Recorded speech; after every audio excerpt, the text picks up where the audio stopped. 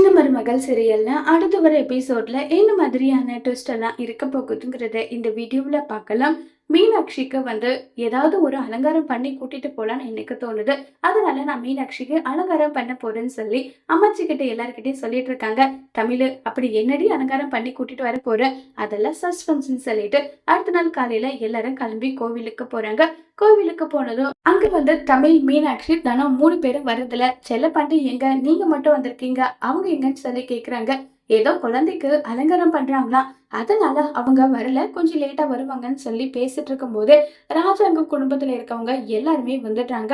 இத பார்த்ததும் என்னம்மா இந்த தமிழ் குடும்பத்துல இருக்கவங்களும் வந்திருக்காங்கன்னு தெரிஞ்சிருந்தா நம்ம கொஞ்சம் லேட்டா மதியமா ஒரு 12 மணிக்கு கோவிலுக்கு வர மாதிரி வந்திருக்கலாம். என்னம்மா இதுன்றாங்க. நானும் இதை எதிர்பார்க்கல. சரிவா, என்ன பண்ணி தொலைக்கிறது வாடின்னு சொல்லிட்டு ஈஸ்வரி, சித்ரா அங்க போயிடுறாங்க. ராஜாங்கம் அம்மா எப்படிமா இருக்கா, எப்படி இருக்காத்தான்னு சொல்லி கேக்குறாங்க. எனக்கு என்ன, நான் நல்லா கின்னு இருக்கேன். ஆமா, நீங்க எங்க இந்த பக்கம்னு சொல்லி கேக்குறாங்க.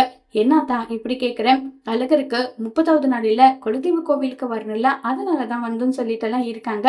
ஆமா, எங்க மீனாட்சி காணும், மீனாட்சிக்கு ஏதோ அலங்காரம் பண்ணி கூட்டிட்டு வரதா சொல்லியிருக்காங்க.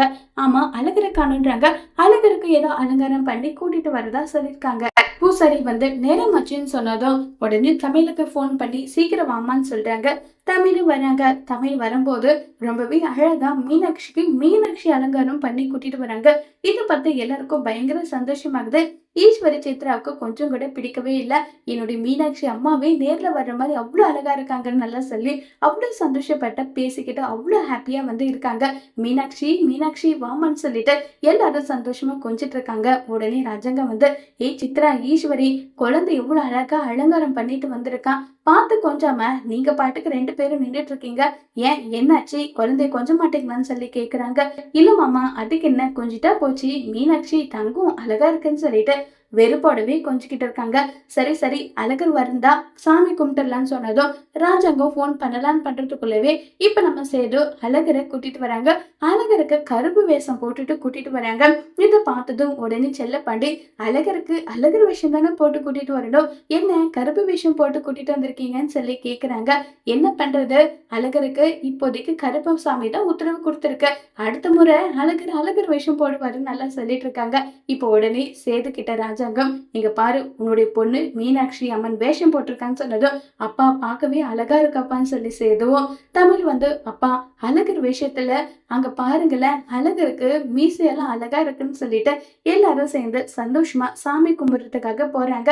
எல்லாரும் நினைச்சிட்டு இருக்காங்க கருப்பு கோவில ராஜாங்கத்துக்கோ தான் 18ஆம் படி கருப்பசாமி வரும்னு சொல்லிட்டு. ஆனா எதிர்பார்க்காத விதமா சேதுக்கு கருப்பசாமி அருள் வாக்கு சொல்லி வர சொல்றாங்க. தமிழ் வந்ததோ, நீ எந்த ஒரு தப்பும் பண்ணல, பண்ணாத தப்புக்கு தண்டனை அனுபவிச்சுட்டு இருக்க, கண்டிப்பா கூடி சீக்கிரம் நீ பண்ணது எந்த வேறு தப்பும் கிடையாது, நீ எந்த தப்பும் பண்ணலன்றத கடவுள் நிரூபிப்பாங்க, பொய்யானவங்க மாட்டுவாங்கன்னு சொல்லி சேது அருள் வாக்கு சொல்றாங்க. இதை கேட்டு ஐஸ்வர்யா பயந்து நின்றுட்டு இருக்காங்க.